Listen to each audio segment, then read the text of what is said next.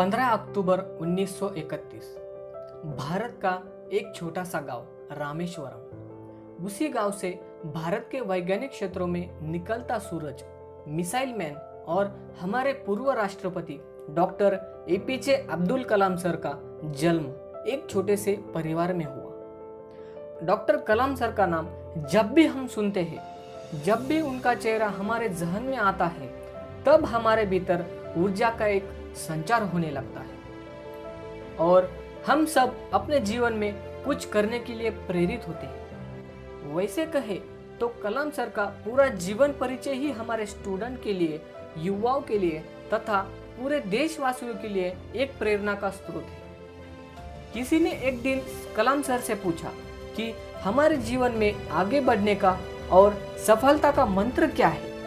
तब कलाम सर ने 5 ऐसे मंत्र बताए कि इसे फॉलो करने वाला कोई भी व्यक्ति अपने जीवन में अपनी खुद की मंजिल पा सकता है। आइए जान लेते हैं वो 5 मंत्र। कलाम सर का पहला मंत्र, रिच थिंकिंग, हमेशा बड़ा सोचो। डॉक्टर कलाम सर हमेशा कहते थे कि बड़ा सोचो, छोटी सोच अपराध होती है। खुद को मुश्किलों में हौसला बनाए रखना जरूरी है। न्यूटन, आइंस्टाइन, राइट ब्रदर्स इसीलिए बड़े हुए हैं क्योंकि उन्होंने कुछ बड़ा सोचा है। हमारे जीवन में रिच थिंकिंग होना बहुत जरूरी है। अगर आपकी सोच छोटी हो तो आपका सक्सेस भी उतना ही छोटा होता है। कलाम सर खासकर स्टूडेंट से हमेशा आगे बढ़ने और बड़ा सपना देखने को कहा करते थे।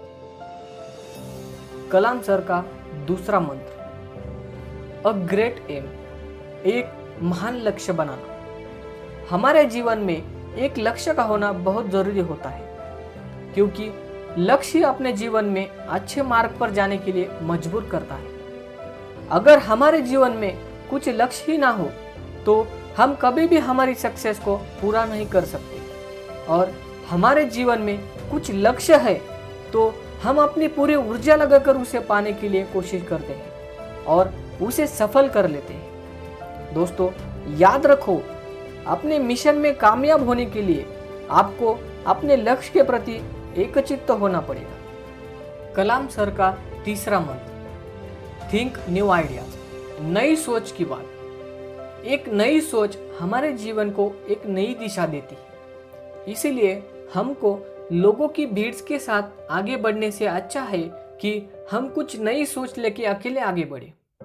कलाम सर कहते थे, व्यक्ति में आविष्कार करने की हिम्मत होनी चाहिए। आविष्कार करो, जो दूसरा नहीं कर पा रहे हैं उसे करने की हिम्मत रखो, तभी आप अलग मुकाम हासिल कर पाओगे। कलाम सर का चौथा मंत्र, कंटिन्यूअसली एक्वायर नॉलेज, लगातार सीखते रहना। कलाम सर का सबसे बड़ा मंत्र कंटिन्यूअसली एक्वायर नॉलेज।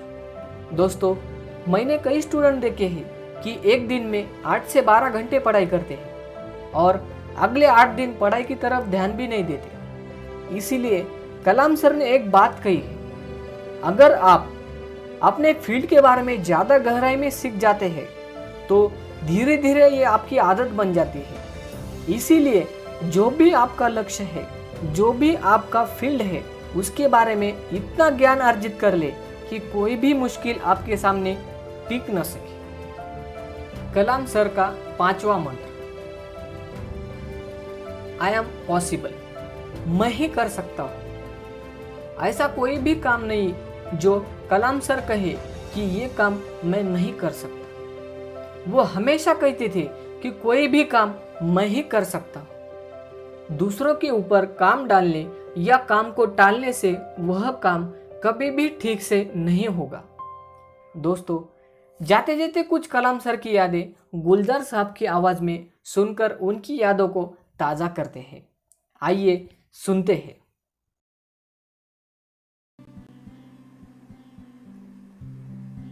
1990 के रिपब्लिक डे पर दिनेम मिसाइल प्रोग्राम की कामयाबी का जश्न मनाया। मुझे पद्म विभूषण से नवाजा गया और डॉक्टर अरुणाचलम को भी। 10 साल पहले पद्म भूषण की यादें एक बार फिर हरी हो गईं। रहन सहन मेरा अब था जैसा तब था। 10 बाय 12 का एक कमरा किताबों से भरा हुआ और कुछ जरूरत का फर्नीचर जो किराए पर लिया था। फर्क इतना ही था कि तब यह कमरा त्रिवेंद्रम में था, अब हैदराबाद में। वेटर मेरा नाश्ता लेकर आया, इडली और छाछ, और आंखों में एक खामोश मुस्कुराहट मुबारकबाद की। मैं अपने हमवतनों की इस नवाजिश से छलक गया।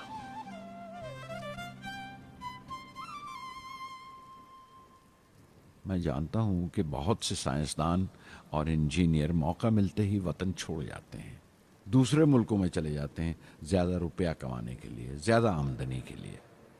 लेकिन ये आदर, मोहब्बत और इज्जत क्या कमा सकते हैं जो उन्हें अपने वतन से मिलती है। 15 अक्टूबर 1991 में 60 साल का हो गया। मुझे अपने रिटायरमेंट का इंतज़ार था। चाहता था कि गरीब बच्चों के लिए एक स्कूल खोलूं। ये वो दिन थे जब मैंने सोचा कि अपनी ज़िंदगी के तजुर्बे, मुशाहिदे और वो तमाम बातें कलमबंद करूं जो दूसरों के काम आ सकें। एक तरह से अपनी स्वाने उम्री लिखूं, अपनी जीवनी। मेरे ख्याल में मेरे वतन के नौजवानों को एक साफ नजरिए और दिशा। तभी ये इरादा किया कि मैं उन तमाम लोगों का जिक्र करूं जिनकी बदौलत मैं ये बन सका जो मैं हूं। मकसद ये नहीं था कि मैं कुछ बड़े बड़े लोगों के नाम लूं, बल्कि ये कि कोई शख्स कितना भी छोटा क्यों ना हो, उसे हौसला नहीं छोड़ना चाहिए। मसले, मुश्किलें जिंदगी का हिस्सा हैं और तकलीफें कामयाबी की सच्चाइयां हैं। ऐसा कहा है किसी ने, खुदा ने यह वादा नहीं किया कि आसमान हमेशा नीला ही रहेगा, जिंदगी भर फूलों से भरी राहें मिलेंगी।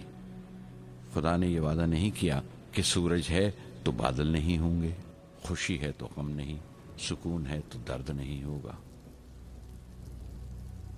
मुझे ऐसा कोई गुरूर नहीं कि मेरी जिंदगी सबके लिए एक मिसाल बनेगी, मगर यह हो सकता है कि कोई मायूस बच्चा किसी गुमनाम जगह पर जो समाज के किसी माजूर हिस्से से ताल्लुक रखता हो, ये पढ़े और उसे चैन मिले, ये पढ़े और उसकी उम्मीद रोशन हो जाए। हो सकता है ये कुछ बच्चों को नाउमीदी से बाहर ले आए और जिसे वो मजबूरी समझते हैं वो मजबूरी ना लगे। उन्हें यकीन रहे कि वो जहां भी हैं खुदा उनके साथ है। काश हर हिंदुस्तानी के दिल में जलती हुई लौ को पर लग जाए और उस लौ की परवाज से सारा आसमान रोशन हो जाए।